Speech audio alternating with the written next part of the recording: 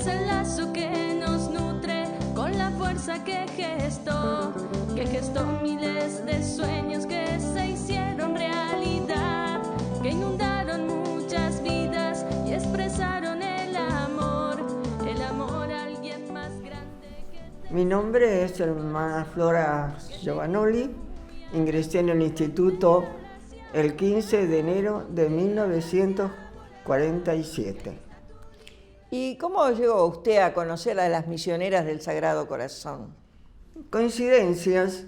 Yo realmente ni sabía que existía Madre Cabrini, pero en casa mi padre recibía diariamente un periódico, La Capital, y entonces apareció allí, yo también leía, tendría 16, 18 años, y entonces decía, primera santa norteamericana, era la fecha, y entonces me llamó mucho la atención el nombre de misionera del Sagrado Corazón. La coincidencia también fue que en mi pueblo, en ese entonces había un sacerdote diocesano como párroco, y entonces también ellos me decían, bueno, nosotros somos misioneros del Sagrado Corazón. La cuestión del Sagrado Corazón me impresionó muchísimo. Ya venía con algún antecedente de deseo de vida religiosa y mi conocimiento realmente, vamos a decir, casi nulo, solamente el título, el nombre. Cuando ingresé en la congregación, los primeros años, puedo decir que no se hablaba tanto de Madre Cabrini, sino que se hablaba del Sagrado Corazón. Después, con el tiempo, no tanto por lectura ni por conversación directa, sino por la vida de las hermanas, empecé a entender quién era Madre Cabrini. Y cuando ingresó, ¿usted conocía el carisma? Por lo que está diciendo, el carisma de la madre no lo conocía. No. Repita la pregunta. No. Yo no conocí el carisma de Madre Cabrini y mire, con toda sinceridad, de carisma tanto no se hablaba tampoco en aquella época. Más vale se hablaba de la vida del santo. Y no fue muy rápido interiorizarme del carisma de las madres. Vuelvo a repetir, se daba por compartir la vida con las hermanas, más que porque nos instruyeran, nos comentaran, nos aclararan. No, en realidad de verdad, si yo puedo decir que creo que estoy conociendo el carisma de Madre Cabrini, después de muchísimos años, ahora últimamente, después de leer las maravillosas cartas de Madre Cabrini, las 256 cartas, 2056 cartas están editadas, ahora últimamente, pero aparte de todos los escritos de viaje, de pensamiento y propósito, de todas las exhortaciones, de todos los demás escritos que la Madre en eso nos ha dejado una herencia maravillosa. ¿Y cuáles fueron las actividades, misiones, lugares donde usted desempeñó durante todo este tiempo de vida consagrada? Un poco larga la cuestión. Un poco, no importa, queremos escuchar un poco toda su vida. Mira, en realidad mi noviciado en el 48, hice el postulantado en el 47 en Santa Rosa, 48 en Brasil, en La Tijuca, una madre maestra preciosa. ¿Quién era su madre maestra? Madre Elizabeth, una mujer sabia realmente, grandeza. Después de la profesión, fui a Caballito, yo había estado con el comercial, pero las hermanas le parecieron mejor que hiciera magisterio. Estuve en Caballito, terminé magisterio, me mandaron a Rosario. En Rosario inicié mi 6º grado y al poco tiempo falleció la madre que era directora, Madre Juana Urdinola, otra mujer preciosa. Y me pusieron de directora de la escuela primaria. Bueno, ahí un poco a tropezones y demás, creo que, cumplí la función de directivo, al mismo tiempo tenía el grado. Y era un poco la secretaria también. Y también la parte de economía, planillas de sueldo y demás, y depósito bancario, y era todo un solo trabajo, realmente, inclusive hasta limpiar las aulas, con un grupo de hermanas que nos ayudamos perfectamente bien. Después de unos años se les ocurrió decirle que cree el secundario. Estaba por allá por el... ¿Y con qué hermana inicia y decide crear el secundario? En el secundario mi apoyo grande fue Madre Pía, una mujer dinámica, una mujer... De todo sabía Madre Pía, era una sabia realmente, muy dispuesta. En eso me apoyó muchísimo. Así que empezamos a crear el secundario. Uno aprende más que dar, con toda sinceridad, y también un poco tenía que aprender la parte administrativa, toda la parte de secretaría. Con toda sinceridad, yo creo que el Señor me ayudaba cuando no tenía ni siquiera la máquina planilladora y iba de los maristas para hacer las planillas de sueldo. Y había ahí gente que, bueno, me iba aportando conocimiento y me iba orientando también en el ejercicio. Creo que tengo la obligación de decir, junto con Madre Pía, que como estábamos iniciando el secundario nos sentíamos responsables, entonces, con toda sinceridad, a las chicas las hacíamos marchar muy derechito. Éramos muy exigentes en el estudio, porque claro, cada año esperábamos que viniera el supervisor para ver si nos aceptaba el nuevo curso que se iba reiniciando. Así que, pero al mismo tiempo de nuestra exigencia, había un clima de amistad en relación con las alumnas, como era un poquita. Primero, primer año solo, después primero y segundo y tercero. Así, entonces, la relación que teníamos con las alumnas, realmente hasta el día de hoy, nos mantenemos en una relación muy buena. Además, también, como todos nuestros colegios, también la acción misionera fuera del colegio, con las alumnas, con los padres de familias, con los profesores, íbamos los fines de semana, y bueno, en este momento hay toda una parroquia y una escuela que nosotros iniciamos a las afueras de Rosario, en las partes marginales, donde no había asistencia religiosa. Así como en Rosario, en todas las demás partes también surgieron lo que son hoy inclusive obras en colegio y parroquia. Y cuando usted estaba como rectora, a su vez también dictaba clases. Sí, al secundario. Claro, bueno, un poco, las 12 horas que nos permitían dar clase también. En aquella época estaba educación democrática, la catequesis, en los cursos superiores la parte pedagógica, pero también creo que hay que recordar en ese periodo que fue la persecución a la vida religiosa, a la iglesia, vamos a decir, como tal. Me acuerdo muy bien que una noche llegaron para... de alguna manera, ¿no es cierto?, era intervenir y demás. Resquiciaban todo el colegio a ver si había panfletos, si había armas. Ese era el estilo que tenían. El Señor nos ayudó con todos los ángeles, digo, porque vino el que era comisario también de la zona, el cual tenía su hija alumna en nuestro colegio. Así que eso fue un privilegio muy grande. Dejó un acta perfecta, que no encontraba armas, que no encontró panfletos, nada en contra del Estado. Y bueno, le di un cafecito, por supuesto. Creo que eran las 2 de la mañana o 3. Toda la parte de allanamiento que hicieron en todos los colegios simultáneamente en la misma noche, se hacía hacia esas horas de la madrugada.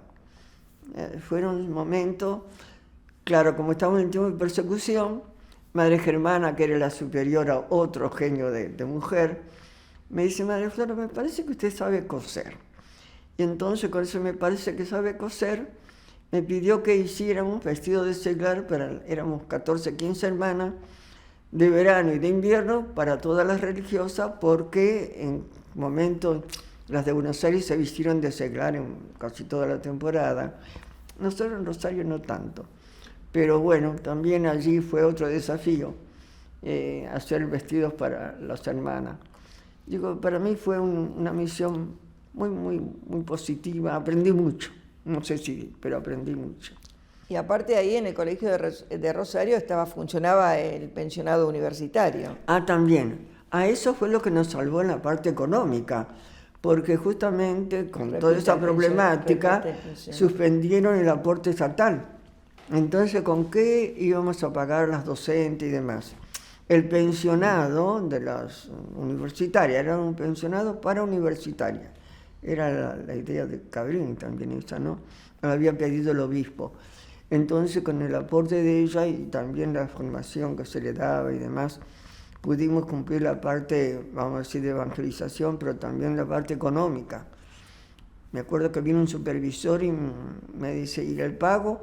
Yo le mostré las planillas que había hecho, que había pagado. Y él me dice, por favor, escóndala debajo del colchón.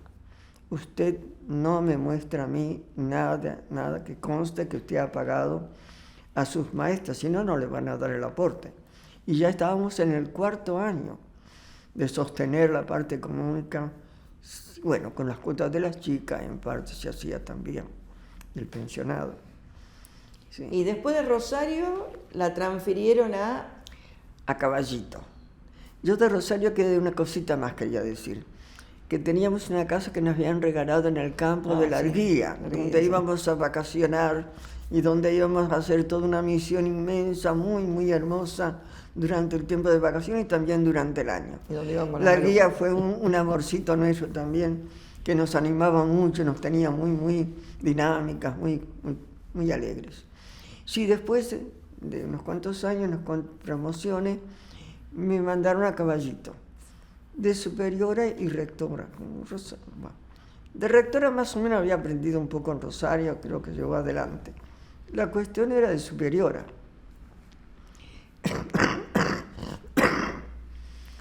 La cuestión era que yo ni sabía que había que pagar luz y gas y compañía. Me cortaron la luz porque no la había pagado, me cortaron el teléfono porque tampoco había pagado. Así que aprendí también un poco la parte de la comunidad, aparte de lo que significaba la vida comunitaria, tener otras obligaciones. Seguí aprendiendo. En esa época recuerdo haber estado más o menos un año, en el año 67. 66. Salió de Rosario. Tuvimos la visita del padre Molinari.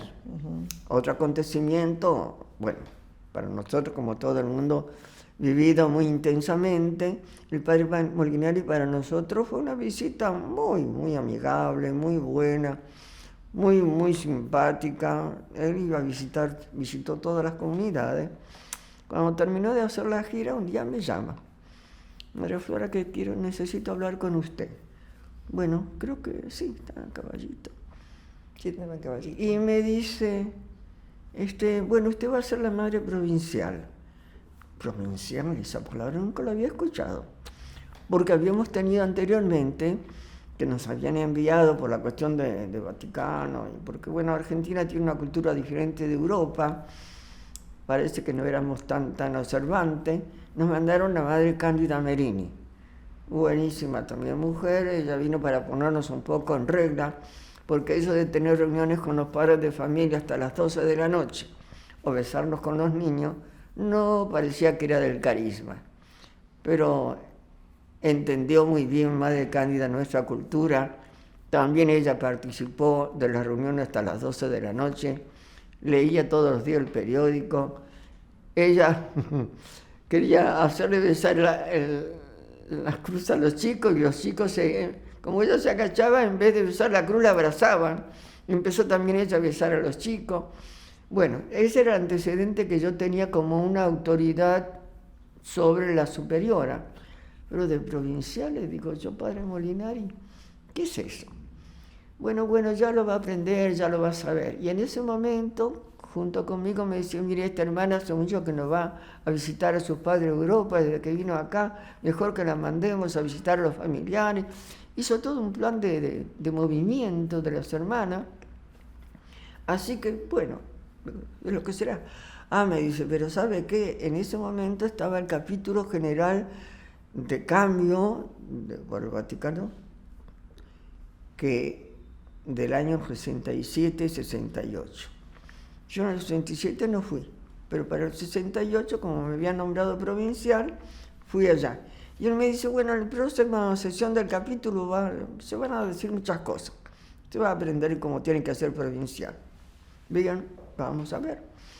Claro, fui al capítulo y entre el capítulo y Medellín, que fue un movimiento maravilloso en Latinoamérica que impulsó el cambio, me vine eufórica, realmente. Entonces, decían que había que hacer experiencia. Había varias hermanas que todavía ya no estaban más en los colegios, a pesar que vuelvo a repetir que cada colegio tenía su misioncita. Entonces ahí nos lanzamos a hacer experiencia. En Villa Amelia, que hoy es la escuelita, no era escuelita, solamente iban la Madre Virginia con las chicas de 5º año a dar el apoyo escolar. Creamos la escuelita, hoy es escuela, y al mismo tiempo también la salita de auxilio y demás. También, bueno, íbamos a los fines de semana, también íbamos a misionar otros. Cada comunidad tenía ya sus misiones, pero entonces le dimos un incremento muy fuerte. Las de Rosario, me acuerdo que Madre Regina fue a visitar a la parroquia de Cruz del Eje. Al poco tiempo formamos una comunidad en Cruz del Eje. En Beisburg, Santiago del Estero, lejos, a más de 1000 kilómetros de capital, vino un padre a decirnos que un pueblo de Beisburg, había quebrado la empresa que mantenía el trabajo y que el pueblo estaba... Bueno, entonces con los chicos y demás, íbamos cada tanto. Madre Luján fue la pionera ahí, a llevar víveres, vestidos, alimentos, bueno, todo lo que se podía. Al final formamos una comunidad también en Beisburg. En la parte, vamos a decir, en Rosario, también que íbamos, como comenté antes, los fines de semana, hoy es parroquia, escuela, y siguieron con los indígenas toba que bajaron por la inundación, los isleños. La Madre General fue muy generosa, se les compró un terreno para que ellos pudieran tener una vivienda al llegar sin nada desde el Chaco, una situación tremenda de inundación. También, aparte de los isleños, con los toba, indígenas también, que llegaban a Rosario desposeídos de todo. Y creo que se construyeron como 5 casas en el terreno que la Madre General... Repítame la pregunta porque si no... Sí. Justamente para estos indígenas toba, que la Madre regaló... Las hectáreas, 2 hectáreas. Creo que eran 3 manzanas, 2 o 3 manzanas. También, pero en todas partes con toda sinceridad. Las hermanas siempre iban con las alumnas, con profesores, con los padres de familia, que realmente desempeñaban una acción misionera muy grande. Entonces, con los padres de familia y demás, pudieron escriturar para ellos esos terrenos. Y empezaron a edificar casas también. Sí. Yo creo que 5 casas, donde ellos al llegar, primer momento, donde no tenían dónde ir, estaban en esas casas. Y están todavía permanentes allí, en definitiva. Digo, eran acciones misioneras donde se daba todo el primer impulso, después continuaban, si ya estaban en condiciones, de poder mantenerse solas. Eso es lo que se buscaba, ¿no? Que evangelizar, educar, era fundamental, y bueno, una vez que podían ser ellos por sus propios medios, se los dejaba. ¿Y después que fue provincial? Provincial, primero, segundo periodo. No había terminado el segundo periodo, y claro, fue el segundo, otro capítulo general. Bueno, me dieron el cargo de asistente general de Latinoamérica. Bueno, otra experiencia desafiante, pero preciosa. Yo no sé si habré dejado algo, si habré hecho algo, pero el recorrer todas nuestras misiones, que en aquella época estaba Luxemburgo, Canadá, Portugal, el Suaziland, en África y demás, fue una experiencia maravillosa. Lo que me impactó, que puedo decirlo de corazón, no más que palabra, cómo en todas las comunidades donde uno iba éramos hermanas como si nos hubiésemos conocido toda la vida. Un cariño inmenso, así como a primera vista, como quien diría, hoy que se enamoran a primera vista. Qué cosa tan hermosa. Ahí empecé un poco a entender más lo que era el carisma, ¿no? Lo que era esa herencia maravillosa de la comunidad, de la fraternidad, de la vida familiar, porque Madre Cabrini en su carisma es muy fuerte, aunque haya sido sí o sí, de acuerdo a la iglesia, rigurosa en muchas cosas, hija de su época, pero lo familiar es muy propio de nuestro instituto. También ella, con sus cartas permanentes, con todas las hermanas, cómo están, cómo no están, preocupadas por la salud, por el trabajo. Esa relación permanente que están en esas más de 2.000, 3.000 cartas, te manifiesta esa unión de familia que se tenía en la comunidad. Y cuando uno llegaba, se incorporaba así, porque ya estaba. Hermoso, hermoso. Ahí conocí un poco todas nuestras misiones de aquella época, que hay ahora muchas no están, pero no quise ir a Australia. Eran 35 horas de avión. Hablaban inglés, yo lo masticaba apenas.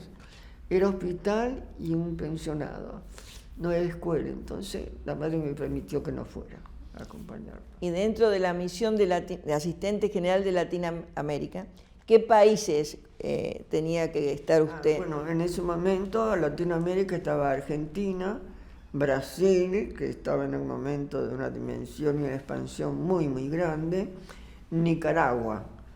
Guatemala se incorporó después. Esos eran los 3 países que pertenecían a nuestra región de Latinoamérica. Y bueno, y ahora, después de asistente general, volvió a las misiones. Me dieron un descansito y volvieron nuevamente a nombrarme provincial.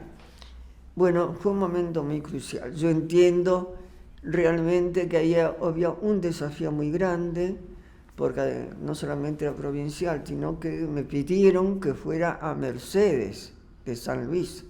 Y en Mercedes de San Luis había un problema de escándalo, porque no por, vamos a decir, responsabilidad de la rectora, de la Madre Rosa, rectora que estaba ahí, hubo un escándalo bastante fuerte de parte, es decir, una quema de la Secretaría. Entonces la policía la llevó a la rectora presa.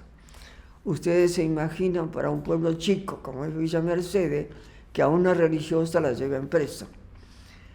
Así, bueno, primero fue unos meses y fue muy bien, lo mandaron, eso fue a fin del año, entonces la mandaron a Madre Virginia Esqueri como rectora, después me mandaron a mí. Claro, casi estaba vacío el colegio, o te imaginas con ese escándalo. Fue tremendo, porque se había quemado 10 años de archivo, como se hacía para darle a las chicas su diploma de 5º año si no sabíamos si estaba aprobada o no la materia. Algunas se abusaban un poco de las circunstancias y decían, madre, yo me recibí, yo ya terminé. Me decía la preceptora, no, madre, le faltan 2 o 3 materias todavía. Fue un tiempo incansable de búsqueda, me ayudaron muchísimo las preceptoras. El gobierno también fue muy clemente, porque también las planillas de sueldo la llevaba uno de los cómplices de esa situación en su casa. Por lo tanto, la secuestraron, la llevaron. Y yo no tenía ni siquiera cómo armar el cuerpo docente para pagar. Les preguntaba, ¿usted cuántas horas tiene? ¿Qué materia tiene? Alguna me decía, madre, soy suplente. ¿De quién? No sé. Así que fue todo un desafío, pero se aprende mucho, se aprende mucho. Al final, gracias a Dios, el Señor hace las cosas, no nosotros. El colegio retomó, porque me había quedado casi sin alumnado. Era lo menos que uno podía pensar. Pero se retomó bien todo el alumnado y hasta para, no sé, de alguna manera decir que se había subsanado un poco la herida, como a 120 kilómetros a la redonda no había un profesor de historia. Los que daban historia eran abogados, sin pedagogía se puede decir, porque no tienen por qué tenerla. Entonces creamos el profesorado de historia. Eso también ayudó mucho, que el colegio tomó un auge que siempre lo había tenido. los mercedinos aman al Colegio Sagrado Corazón, aman a Madre Cabrini, realmente son de lo más agradecidos a pesar de ese traspié, como podríamos llamarlo, un momento negativo del colegio, pero se superó. Bueno, entonces después de Mercedes San Luis, de la apertura del profesorado de Historia, permaneció un tiempo usted todavía en Mercedes y fue transferida a otro lugar. En ese momento, yo creo que aquí también hay un paréntesis que creo que hay que contarlo, porque dio un impulso muy grande con la cuestión que comentaba de Medellín, después de Puebla. Entonces, en Argentina se dio como una corrida de parte de sacerdotes, religiosa, muchísimos cursos de actualización, que inclusive yo le motivaba mucho a las hermanas para que todas participaran de algún curso. Ahí fue el gran cambio también. A lo mejor estoy haciendo algo retroactivo, pero creo que fue importante ese momento de cambio de la comunidad nuestra, propuesto por el capítulo, sí o sí, donde hay otro desafío muy grande de hermanas que eran muy observantes, donde, bueno, se pasó como un cuarto intermedio entre observancia y fidelidad y demás. También hay que decir que algunas de las junioras también creyeron oportuno no continuar en el instituto, otras que el padre había dicho de que regresaran a su país. Y fue todo un movimiento muy fuerte para no tanto el cambio externo, porque cambiar el hábito, bueno, no es una cosa de demasiada importancia, aunque se le dio muchísima importancia, pero la cuestión era el cambio de relación entre las hermanas, a pesar de que yo estoy diciendo que era muy familiar, sin embargo, por la estructura que teníamos, no se daba tanto como realmente la Madre Cabrini lo había llevado a cabo. Eso, en algunas creyeron que se estaba debilitando el espíritu de la Madre Cabrini, y no era eso, pero a algunas les pareció no ser fiel al carisma y prefirieron dejar el instituto. También fueron situaciones que hubo que afrontar durante el periodo de provincialato y de asistente. También en Brasil, me acuerdo que en aquella época esta situación, porque claro, permítame aclarar, hoy por hoy se dice que las misiones son justamente las que no son institucionalizadas. Por ejemplo, todo lo que es escuela parece que no fuera misión porque es un instituto.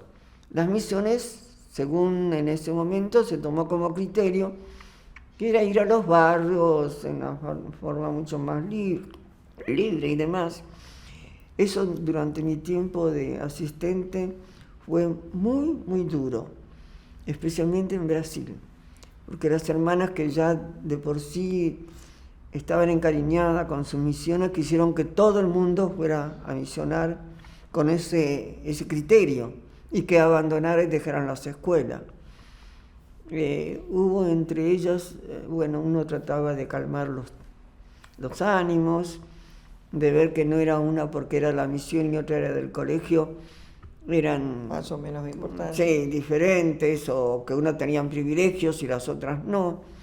Fue toda una etapa bastante ardua para mantener y compaginar ese tipo de situación, no tanto en Argentina. En Argentina se llevó bastante más fácilmente, pero en Brasil además había muchas religiosas. En Nicaragua también la situación, también otra, estoy a lo mejor haciendo uno, fue la situación del terremoto. En el 72, cuando iniciamos nuestro ejercicio con la Madre General, queríamos ir a ver lo que había pasado con las hermanas, no nos permitían, tuvimos que, en la embajada, ¿para qué van a ir allá? Si total, ya está todo destruido. Entonces hicimos entrada por Guatemala. Gracias a Dios a las hermanas no le pasaron, el susto, no digo que no, pero perdimos se puede decir, un colegio entero, 2 colegios enteros, uno que estaba inaugurado hacía apenas 2 años, la Inmaculada. Entonces, digo, fueron también momentos muy cruciales durante la asistencia nuestra, pero las hermanas con el espíritu que llevaban afrontaron tanto dolor. Me acuerdo que acá en aquel momento estaba Madre Susana, la hermana de Madre Constantina, que estaba de rectora allá, y no pudo soportar el dolor de las exalumnas que le contaban la pérdida de compañeras, de familiares, y enfermó, falleció de dolor de esa situación. Tal era, ¿no? Lo que uno veía, el desastre. Bueno, momentos de dolor que gracias a Dios también se pudo superar, y de ahí con Madre Alcácer, que estaba, nació el colegio, alguien lo contará de Pochocuape. También, bueno, una semillita nueva que dio ánimo también a la región y a las hermanas. En esa época también estuve acá en el colegio Cabrini, de acá y fue también una situación escolar. Bueno, yo en la escuela me encontraba muy a gusto, con toda sinceridad. Ya en ese momento, más que ejercer la docencia, estaba como representante legal. Pero también dentro de nuestro país, y más en la vida religiosa, los representantes legales empezaron a desempeñar su rol. En otra época, la representante legal solamente afirmaba y nada más. Pero en este momento, ahora y actualmente, la representante legal ejerce el rol de ser la conductora espiritual, pedagógica de la escuela. Así que fue muy lindo, fue un tiempo aquí en el colegio Cabrini de acá. En el Santa Rosa Centro también estuvo usted. Sí, no, en Santa Rosa también estuve de rectora cuando me nombraron de provincial. Sí, claro. sí, allí. Y después también había movimiento de los docentes, de los exalumnos, de los padres. Sí, claro. Yo digo, fue un momento de locura, decíamos nosotros. Como se me había dicho que había que hacer experiencia, ya en el colegio había la Asociación de Padres de Familia. Pero en ese momento se hizo la Federación de Padres de Familia. Y nuestra federación fue miembro de la Confederación también. Un movimiento muy lindo. Todos los años los padres de familia daban un tema a estudiar a todos los papás. Hacíamos una reunión final donde éramos cientos y cientos, se hacía una vez en cada colegio, un movimiento muy grande.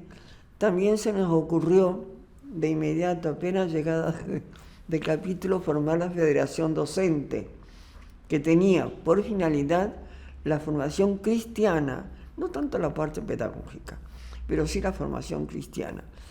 Y allí también, desde el año 68 hasta el 2018, nunca jamás se dejó un año de estar trabajando con los docentes.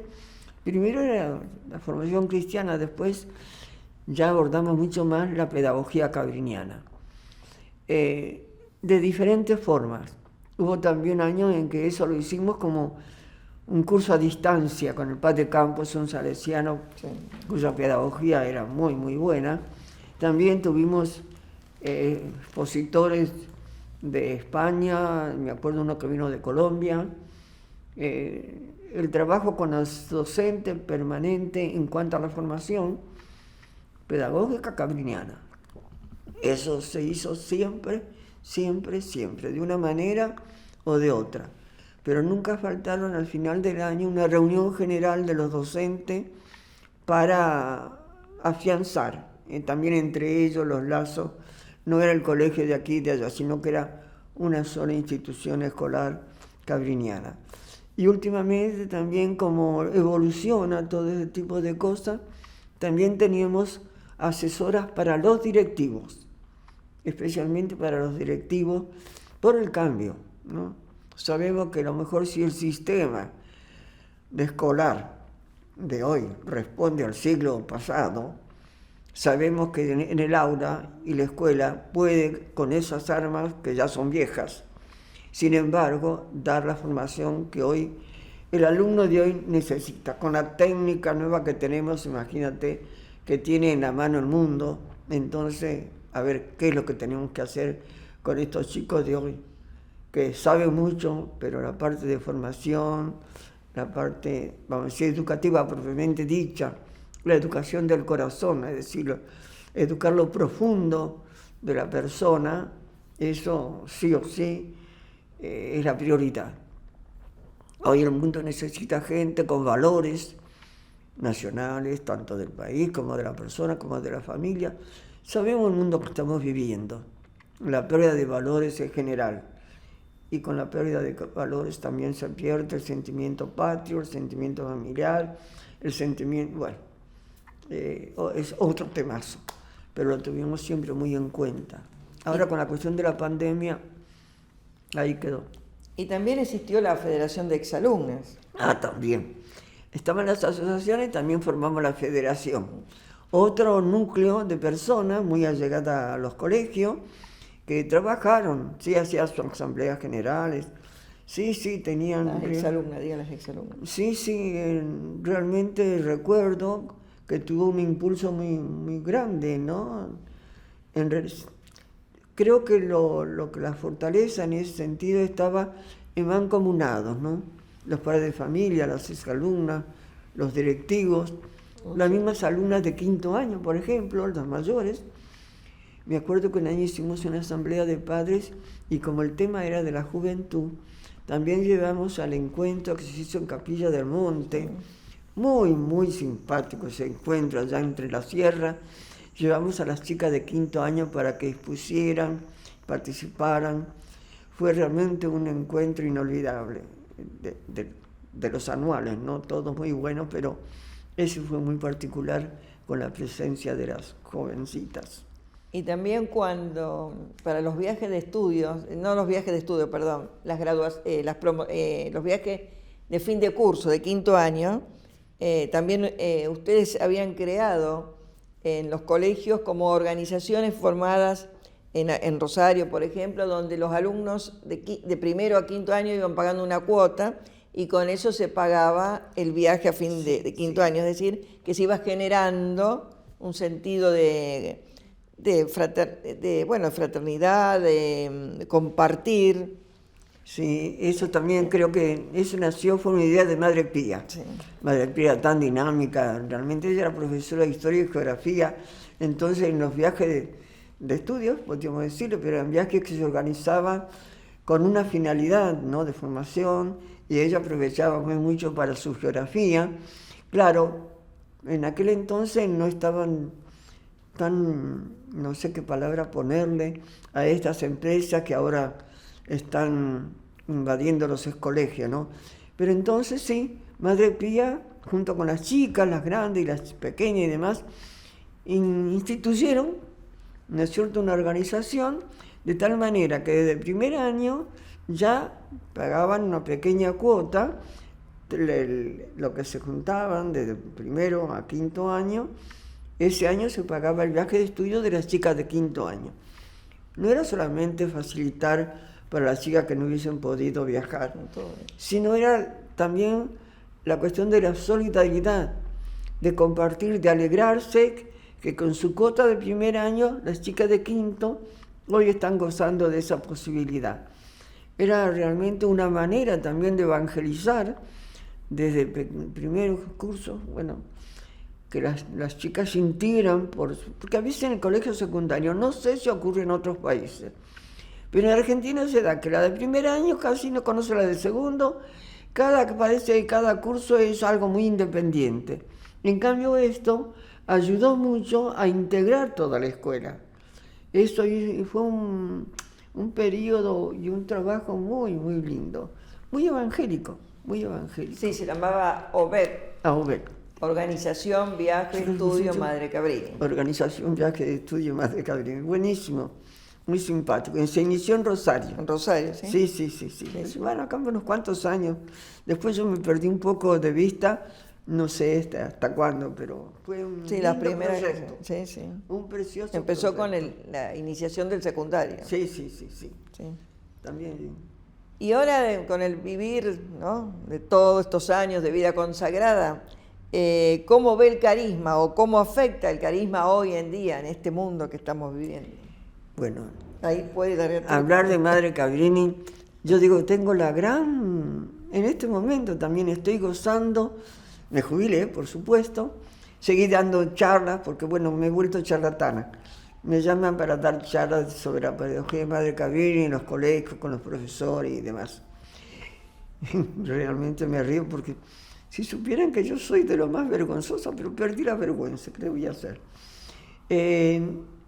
Leyendo las cartas de Madre Cabrini, ¿qué puedo decir del carisma? Yo creo que todavía uno no termina nunca, porque es tan... Yo digo, ¿dónde están? ¿Dónde se vive? Creo que cuando yo entré en la vida religiosa, lo vuelvo a repetir, lo viví en contacto con las hermanas, ni sabía que eso era carisma, pero era un modo de vida. Eso es una espiritualidad. Pero hoy por hoy puedo decir que nuestro carisma es un tesoro. Es un tesoro. ¿Por qué? Yo me acuerdo que hablaba con Pablo que decía, pero ¿cuál es el carisma de ustedes? ¿Será posible? ¿Qué es lo que yo estoy pensando? Yo, ¿qué estás pensando? Dice, la Madre Cabrini buscaba la mayor gloria del corazón de Jesús. Sí, es eso. Pero, y entonces con Pablo, teólogo, que nos ayudaba en la parte, ¿no es cierto?, que teníamos de formación de laico, un equipo, entramos a charlar sobre el tema. Y realmente, la Madre Cabrini, en su carisma personal, una persona como santa, bueno, ¿saben qué? Era una apasionada. Si no se tiene pasión, no se puede hacer lo que hizo Madre Cabrini. Ella era una apasionada por la gloria del corazón de Jesús. ¿Y qué era la gloria del corazón de Jesús? Yo creo que un poco lo descubrí o lo sigo descubriendo, porque cuando en Juan dicen, ustedes son mi gloria, yo lo volví a leer y decía, ¿qué quiere decir este Juan con esto? ¿Cómo yo voy a hacer la gloria de Jesús? Pero claro, al final creo que un poquitito estoy entendiendo, porque si la gloria de darle al Padre era que Él viniera a rescatar a la humanidad para devolvérsela a Él, eso era la gloria que Jesús le presentaba al Padre. Los redimí, te los vuelvo a entregar. Aquí están tus hijos, esos hijos que tanto amaste que estaban separados. Yo lo he redimido con mi vida, con mi sangre. Ahora vengo, te lo presento. Es como el trofeo. Mira, aquí están, Padre. Este es el trofeo que traigo. Ellos me dan gloria. Esta es la gloria que te doy. Entonces la Madre Cabrini, yo creo que interpretó así, no sé cómo, ese buscar la gloria del corazón de Jesús. Era su pasión. Era una mujer apasionada. Ella, el título que le daba a Jesús, muy interesante para nuestra espiritualidad.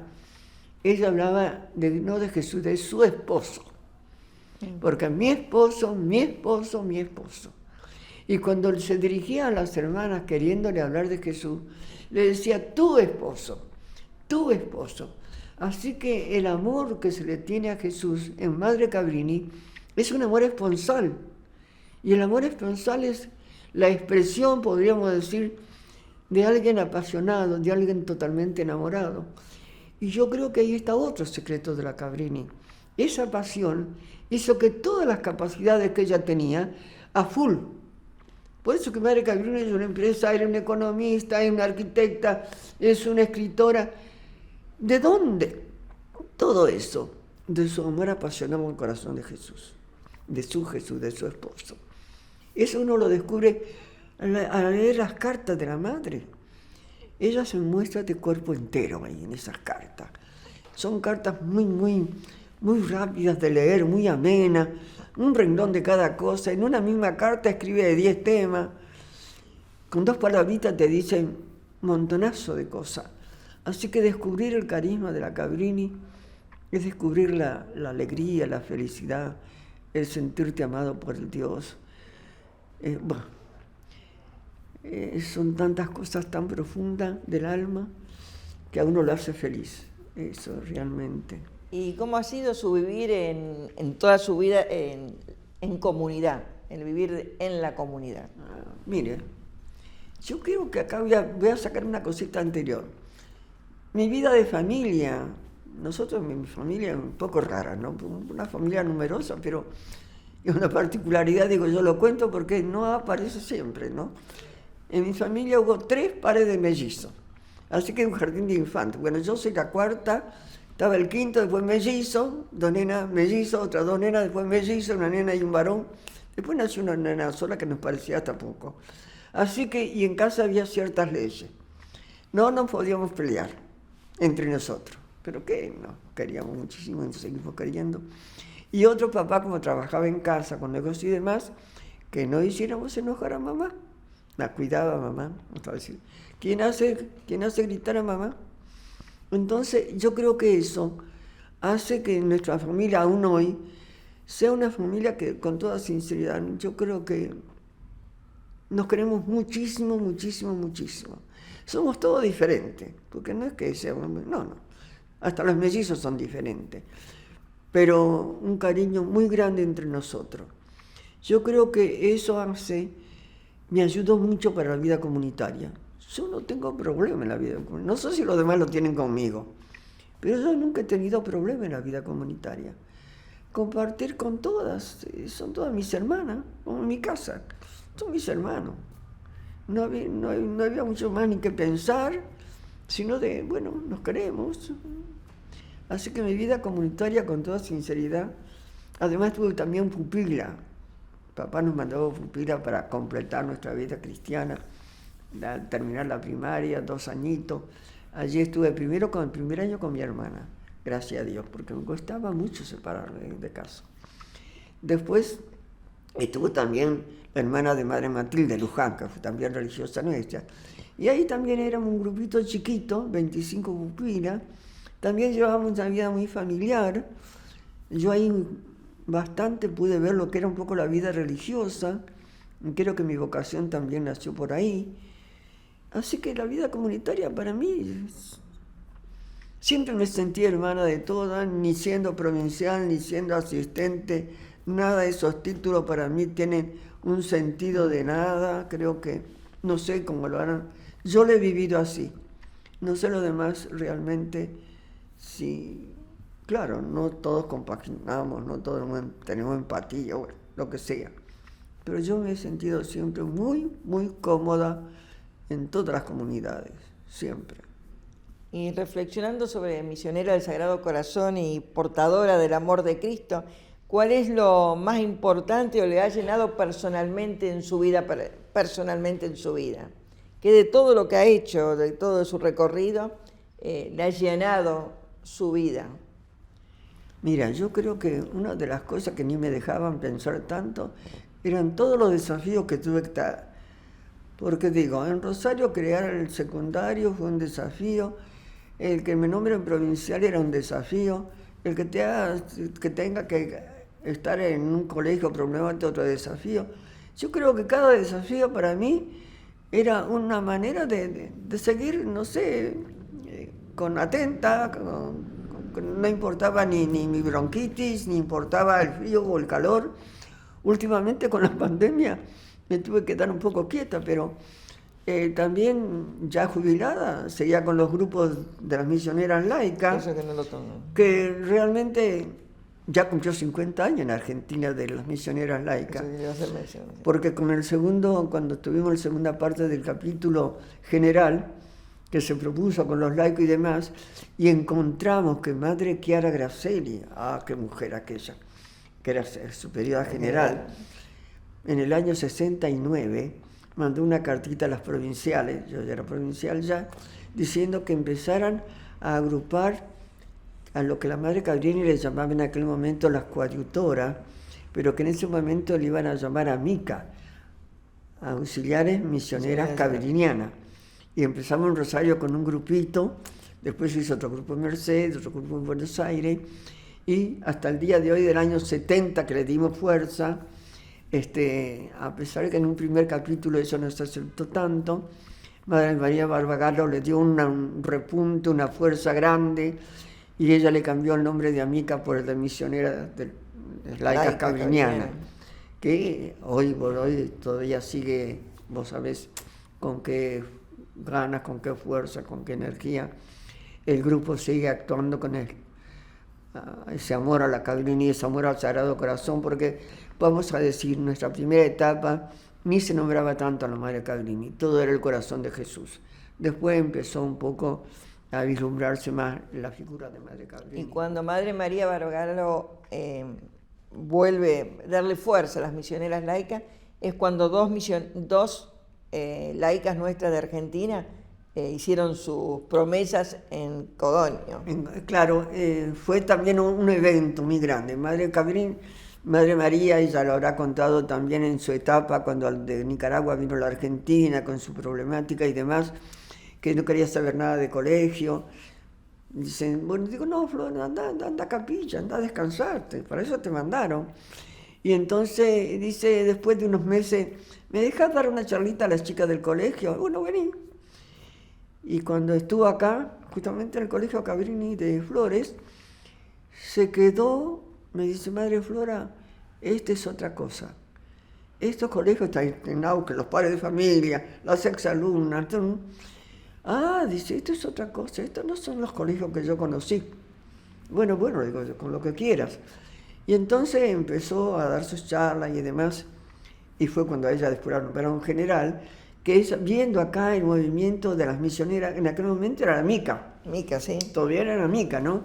¿Qué son estas amicas?, me decía ella. Yo, no, las llamó acá justamente a este colegio, una semana entera, las que pudieron venir de Rosario, Mercedes y Buenos Aires, dándole charlas sobre el carisma de Madre Cabrini, le dio una fuerza, un impulso, se las acuerdan todo el mundo todavía, realmente. Entonces fue ella cuando en el capítulo, por primera vez creo que ingresaron los laicos, y llamó acá a Patricia Márquez, sí, y para que asistieran, para que asistieran al capítulo como laicas. Y ahí justamente durante el capítulo hizo que ellas hicieran su promesa. ¿Y quiénes eran esas laicas que la Madre Cabrini le hizo hacer, la Madre María Barbagalo le hizo hacer las promesas? Me acuerdo de Patricia Márquez, sí o sí, Nidia Taranco, y una tercera que a veces no nos acordamos tanto, pero fue también Luz Caicedo. Sí. También ella estuvo en ese momento. Después cuando vino acá, en aquel momento no había una fórmula hecha, espontáneamente ella hacía su compromiso, que le llamaban. Le dio con Madre María, nos hizo trabajar inmensamente para organizar todo lo que llamamos hoy documentos de las misioneras laicas. En Argentina, bueno, te imaginás cuánto se trabajó eso. Hacíamos reuniones de grupo y demás, y si yo leo hoy el documento que tenemos, mira, las 3/4 partes es lo que nosotros mandábamos, porque también estaba todo el entusiasmo de Medellín, de Puebla, todo eso ayudaba muchísimo, ¿no? Momentos preciosos realmente. Y bueno, y Madre Flor, a ver, si se presentara alguna joven en este momento y le dijera que quiere ingresar a la vida religiosa, ¿qué le diría a usted? Mira, yo en eso te digo con toda sinceridad, creo, es un criterio mío, me pasó a mí, no sé a la demás si le pasa lo mismo. Generalmente uno quiere entrar a la vida religiosa para ir a la misión, para ir a evangelizar. Bueno, en mi época yo decía que los negritos de África no se salvaban porque no estaban bautizados. Entonces quería ser religiosa para ir a África y a evangelizarlos. Bueno, hoy yo creo que no así, pero también en general en las chicas hay ese impulso de querer, de generosidad, vamos a decir así, ¿no? De querer ayudar a los más pobres.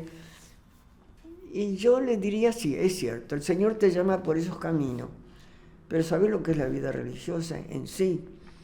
Es la entrega a Dios, es la consagración. Si después uno lo va entendiendo a medida que también va madurando como persona, entonces realmente allí yo digo, eso es el nudo que te ata realmente con Dios, con Jesús. Hasta que uno no llega a enamorarse como una Madre Cabrini, yo digo, eso no lo vas a conseguir de un día para otro. Seguramente que tu entusiasmo de entrar a la vida religiosa es entregarte a tus hermanos. Y está bien, porque el Señor tiene sus caminos. Y esa es también una parte fundamental de la vida consagrada. Pero el trabajo en sí, hay muchos laicos que la hacen y muy bien. Hoy por hoy el movimiento laico, por suerte, nosotros sabemos de nuestras exalumnas comprometidas que son misioneras de alma, laicas, pero hacen su misión. Pero después lo que te llena el alma, realmente lo que vos es otra cosa. Es la entrega total a tu esposo, como dice Madre Cabrini, ¿no?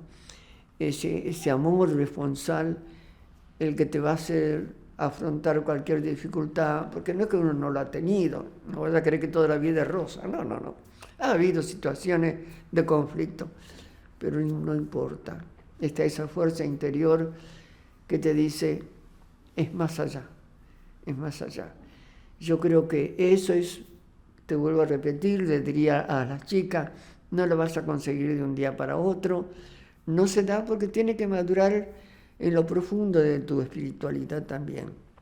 Ahora, conjugar tu espiritualidad con esta espiritualidad, como decía Pablo, pero madre, la espiritualidad de Madre Cabrini es evangelio puro, es universal, sí, es universal y es evangelio puro. Porque Jesús lo que nos vino a rescatar y a decir, Padre te ama, vamos, de nuevo vamos a Él y abrazarte a Él. En este momento se me ocurre que le diría esas cosas, tal vez hay mucho más.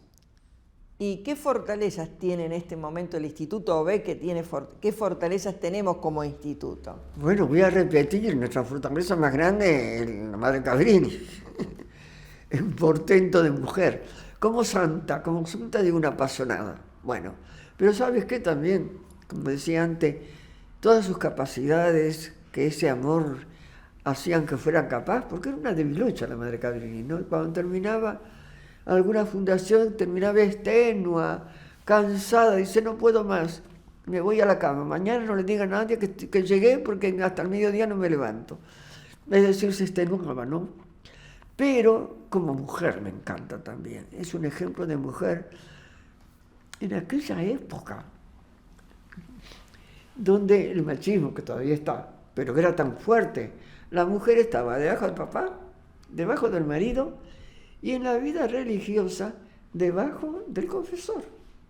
Que Madre Cabrini, ojo, no tuvo fundador. No tuvo lo que se llamaba en aquel momento el cardenal protector. Claro, también la iglesia la mujer la trataba un poquito como niña, no la tenía que cuidar. Entonces la Sagrada Congregación le nombraba a cada congregación un cardenal protector. León XIII le pregunta a Madre Cabrini, ¿quién es tu cardenal protector? Y dice que la Cabrini con una media sonrisa le dice, el niño Jesús, santidad. Tanto que ella al niño Jesús le llama mi cardenalito, después de eso. Dice que León XIII la miró, medio se sonrió y nunca nos puso un cardenal protector. Además, te digo, una mujer que le decía a las hermanas, miren, si quieren hacer lo que quieran, pero que no se metan en nuestras cosas. En eso ustedes que hagan con los padres, con la comisión del hospital de Chicago, los médicos querían una comisión, que ellos hagan la comisión y todo lo que les parece, pero que no se metan en lo nuestro. Era totalmente independiente, una mujer que no se sometió a nadie. Por eso que ya te digo, como una empresaria, anda entresacando en los escritos de ella, es una perfecta empresaria. Una economista, no te digo yo. Un préstamo de $500,000, una mujer que te digo yo que parece chiquitita así. Ahí ella sacó un préstamo a devolver dentro de 5 años el 2%. Yo lo investigué porque me parecía que era imposible. Me dijeron, sí, hermana, en aquella época tan estable la moneda, que el banco te daba un préstamo por 5 años y recién ahí empezaba a devolver al 2%. Y a otra le dice, mira, saca ese capital de este banco y ponelo en el otro porque te da más interés. Y un economista, una empresaria de aquella marca. Ustedes saben las obras que además de Calvinia pudo hacer. Hasta por ahí también, para ahorrar. En un momento le dice a las hermanas, hagan hasta ahí nomás. Después echen al arquitecto y seguimos nosotros. Ella se ponía de maestro, lo dice ella, tuve que hacer de maestro mayor de obra. Y dirigía ella su propia obra. Le mandaba un diseño, un dibujito, le dice a una, bajen un poco la ventana, que me gusta que haya mucha luz, y muevan un poco ese otro, así no viene el arquitecto que hizo los planes a decir que le debemos el 50%, nada de todo eso. Hagan ese movimiento, por favor. Los ladrillos que son viejos no los pongan en el fundamento porque después da humedad. Eso úsenlo. Ay, madre, es una arquitecta perfecta. No te digo nada en la situación de salud de las hermanas. ¿Cómo le dolía que las hermanas enfermaran? Claro, trabajaban tanto. Y entonces ahí la vimos liberada de otra situación. No ayunen. ¿Vos te imaginás en aquella época decirle que las hermanas no ayunen? Era algo descomunal, fuera de órbita. Y ellos le decían no. En vez de ayunar, a la superior le decían ni vos ni tu comunidad, porque las hermanas tienen mucho que trabajar. Que recen un credo. Y en otra oportunidad le dice, mira, para darle un poco más de formalidad, decírselo al párroco y decirle que le conmute el ayuno por un credo. Así que hasta en ese tipo de cosas tenía una libertad interior bárbara. Y te vuelvo a repetir, cómo le preocupaba la salud de las hermanas. Y le indicaba, yo digo que era, no sé qué término ponerle, ¿no? Pero a esta que tomen tal cosa, a la otra tal yuyo, a esta que el aceite de hígado de bacalao, que aunque no le guste, también yo la tomo. Le preocupaba mucho porque en aquella época la tuberculosis era el fantasma de la sociedad. Entonces, en cada escuela que ella plantaba en una ciudad, de inmediato una casita en la montaña, al aire, porque claro, para la tuberculosis era buen comer, oxígeno, aire oxigenado y descanso. Entonces ella, como todo lo percibía, hacía análisis de la realidad permanente, ¿no? Entonces allá, bueno, una casita para que las hermanas descansen. O una playa para baños. Se queda un poco la mente clara que tenía y le decía, no quiero dejar de decir como mujer, cómo vislumbraba el futuro. Le escribe, ella tenía pensionado para las chicas que estudiaban magisterio, porque la escuela la tenía sí o sí permanentemente, desde sus primeras reglas que está en la escuela ahí presente. Entonces, como buena pedagoga que era, y le dicen con sus diplomas, ahora porque las chicas del pensionado eran como quien diría del tercer nivel, se llamaban del magisterio superior, profesora diríamos nosotros, ¿no? Ahora tienen sus flamantes diplomas con el que podrán afrontarse porque en el futuro ocuparán importantísimos puestos en la sociedad. Decir eso en el siglo pasado es una locura. La mujer era una sometida, ella no, pero la mujer era una sometida. Pensaría que en aquel 1900, que una mujer iba a ser presidente de un país, así, importantísimos puestos en el futuro, y para eso la formaba. Para eso supo que en Norteamérica estaban los pobres migrantes, para ellos lo que le tenía que dar lo mejor. Escuela bilingüe, le dice uno de los escalabrinianos. Pero madre, ¿cómo esos miserables le ponen escuela bilingüe? Que eran por los de la alta sociedad solamente. Y yo sí, para esos miserables le pongo escuela bilingüe. Porque así se van a poder integrar a la sociedad. Y cuando vienen por Latinoamérica, la madre tiene una visión política número uno. Ella sabe que la democracia nace del liberalismo, masón y anticlerical, ¿qué le vamos a hacer? Cuando ahora ellas de Panamá, de Nicaragua, las hermanas van a Panamá, allá también vislumbra una posibilidad de que le echaran. Cuando hace todo el recorrido para llegar a la Argentina por el Pacífico y en cada puerto baja y de inmediato mira un poco la situación política, ¿qué dice? Ella le llama América Española, a América Latina. El mejor bien que le puedo hacer yo a estos países de América Española es educar a las familias de primera clase. ¿Qué cambio hace de inmediato? Allá aquellos pobres inmigrantes muertos de hambre. Y acá ella ve que eso no. Acá hace falta otra cosa. Tiene una visión, ella hace análisis de la realidad permanentemente. Entonces, en América Española, ¿qué? Escuela para la alta sociedad. Porque ellos van a ser los futuros gobernantes. Y ella veía que los gobiernos democráticos que se daban en aquella época eran de línea liberal, anticlerical, más o menos. Lo tenía muy claro. Y como eso, pues uno puede seguir contando en todos los aspectos. ¿Y cuáles son las mayores carencias del instituto? Bueno, yo creo que es un desafío también, ¿no? Porque es general. Yo diría, el no conocer o el no dar a conocer en el momento de formación de las alumnas, de las novicias, esta riqueza que tenemos de la Madre Cabrini, su personalidad, su carisma, la herencia de sus cartas. ¿Cómo no van a leer las cartas? Que es un deleite solo para... Mira, yo sigo, te digo, ¿no? Aparte de todo lo demás, pero esas cartas te las muestra la Madre Cabrini de cuerpo entero. Te digo, en una carta 10 temas. Te la ves caminar de aquí, caminar de allá, volar de una parte, volar a la otra, atender esto, atender lo demás, la economía, la enfermedad, la salud, la escuela, la edificación, el pleito. Tiene embargada la casa de... Una de las casas que la puso, claro, como garantía, y hay que sacar... pero es una delicia. ¿Cómo no van a leer las cartas? Entonces, ¿considera que una de las carencias que tiene el instituto? Para mí es no dinamizar, porque eso te da a conocer también más en profundidad el carisma nuestro. Te digo, yo sigo leyendo más de una vez, porque estoy entre... La madre no, lo que pasa es que no toma un tema y lo desarrolla, nada, ni por sueño, no tienen tiempo de hacer eso. Entonces hay que entresacar párrafos que te van dando a conocer qué pensaba ella de la política.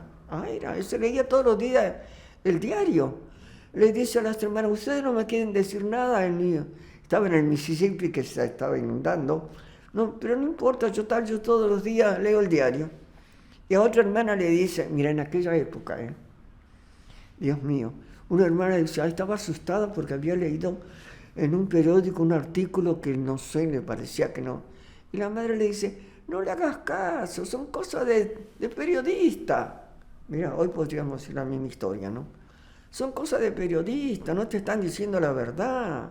Tenés que tener criterio. Eso, Madre Cabrini, que las religiosas fueran mujeres, era fundamental, ¿no? Y en esas cartas vos lo vas viendo. Es una delicia leerla. 5 tomos, precioso. ¿Y qué mensaje que quisiera dar ahora espontáneamente para todo el instituto, como para concluir esta entrevista? Mira, ¿sabes lo que quisiera decir a todo el instituto? Porque me parece que es desafiante, y lo que te desafía me parece que es lo mejor que nos puede pasar. Porque un desafío te hace encender las fuerzas donde no la tenés y te hace confiar en el Señor ante todo, que en esta nueva etapa que nos toca vivir a nosotros, al mundo entero, primero hacer un análisis de la realidad que estamos viviendo. Cuidado con lo que estamos pensando, si no vemos bien el mundo por donde se mueve, en todo, política, económicamente, en educación, madre mía, hasta el Papa está diciendo lo importante que para la Madre Cabrini educar es evangelizar, y evangelizar es educar, punto. Por eso, ¿qué fundó? Escuela. ¿Qué le preocupaba? La formación, inclusive de las mismas docentes. Por eso los pensionados son para las chicas que están estudiando docencia. Lo tenía muy claro la madre Cabrini. ¿Cuánto vale la educación para la evangelización? Fue todo su aporte, fue su horizonte. Entonces digo que la alegría de estar pasando un momento de desafío, porque todo desafío te lleva a una nueva visión de las cosas, una nueva vitalidad, a algo que te entusiasma. Y el entusiasmo es fundamental en la vida de cualquier ciudadano, de cualquier persona. Si no tenés entusiasmo, la vida, bueno, me parece que pierde brillo. Creo que es así. Y para todas mis hermanas, un beso inmensamente grande porque las amo realmente. Bueno, Madre Flora, muchas gracias por este momento que nos dedicó. Gracias.